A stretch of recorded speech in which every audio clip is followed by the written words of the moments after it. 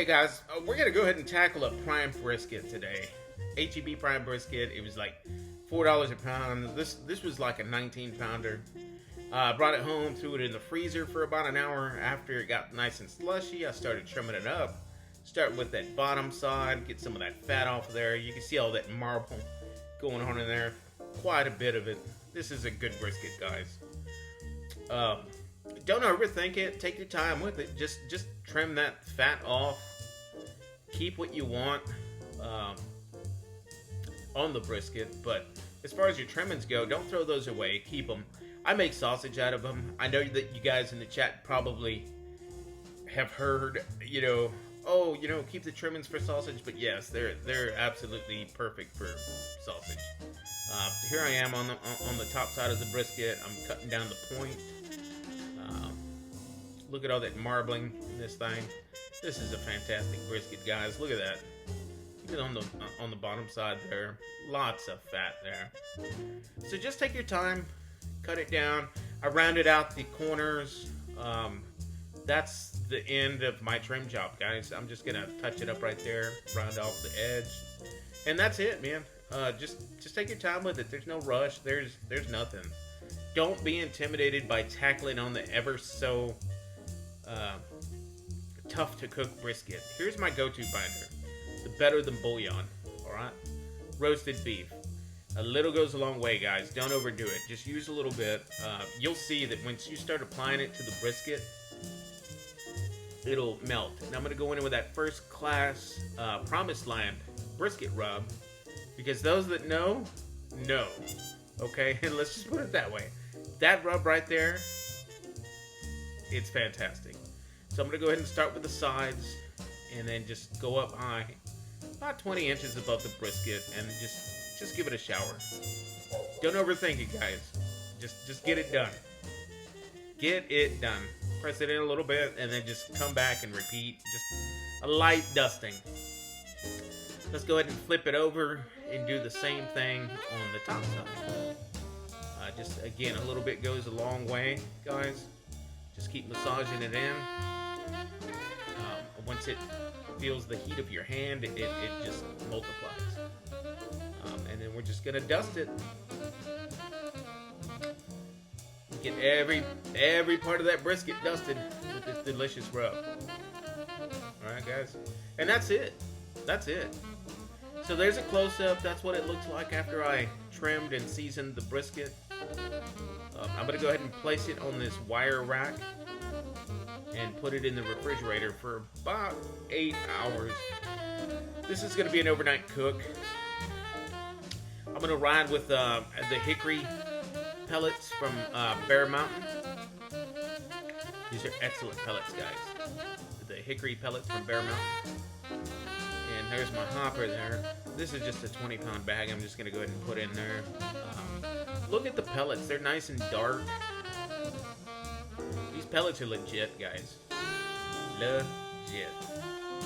So this is the brisket about 8 hours later. This is what it looked like after I pulled it out of the fridge. As a matter of fact, I've had it out of the fridge for about a good hour before putting it on the smoker. And here we go, guys. Let's go ahead and put it in the rectangle, baby. I'm gonna go ahead and place it in the center. Fat side up. Okay, guys? Fat side up. I always do my briskets like that. I get consistent, excellent results that way. Alright? And you guys are gonna see. It's right about 7 p.m. on Friday night. Alright? And I've got it rolling at 225. And the probe there shows you the internal temperature of that brisket at that time. Let's go ahead and fast forward to the Saturday morning. And guys, this is what it looks like. I mean, I always go fat side up. I don't spritz. I don't touch that thing until the next morning. Okay? I wake up at 7. Well, I wake up at 4, but by 7 a.m., I'm out there. I get that brisket. It's already been in smoke, 12 hours? This is what it looks like. That's legit what it is right there. And if you look closely in this thing, you might see a little bit of bubbles coming up from where that probe was.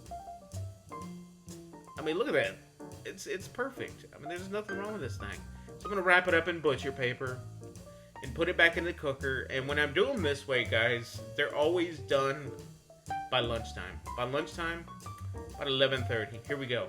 It's showing that I had it set at 225. It was rolling 225, and it hit my internal temp of 205. That's where I pull a big brisket like this at, guys. And this is what it looks like after it's been rested. It rested for a few hours, and it's time to slice this baby up. And I always start from the flat, and I start slicing. Got my meat slicer. It's slicing like butter. Now look at that flat. I mean, just take a look at it. That's flat. You know what I'm saying? Guys, there's nothing wrong with doing fat side up on a pellet smoke. Well, I will take that back. I don't know what kind of cooker you have, but on the Rectech RT700, fat side up in the center of that cooker. I mean, look, this is what I came up with, okay? So I'm going to continue to slice. Get closer to that point. I got to take another bite, guys. This brisket is rocking. All right. Really look for that rub and try it out, guys. But brisket is not hard, okay? I think a lot of people are intimidated by it. Just get out there and do it, all right? Find what works for you. This is what works for me. Look at that point. It's been cut in half. Look at that point, guys. Look at that smoke ring. Look at that bark. I mean, seriously, come on. Look at the bottom of the brisket. You think I toasted it? No. That's what I get. I get constant, delicious results. That's how my brisket always turns out in that Rectech. It's consistent. Every time. There's some of the point slices, and I'm putting it in the tray. I'm slicing up that point that you just saw.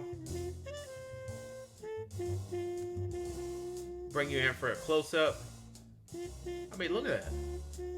It's fantastic. It's like butter. This brisket, guys, it was great. It's always great. I mean,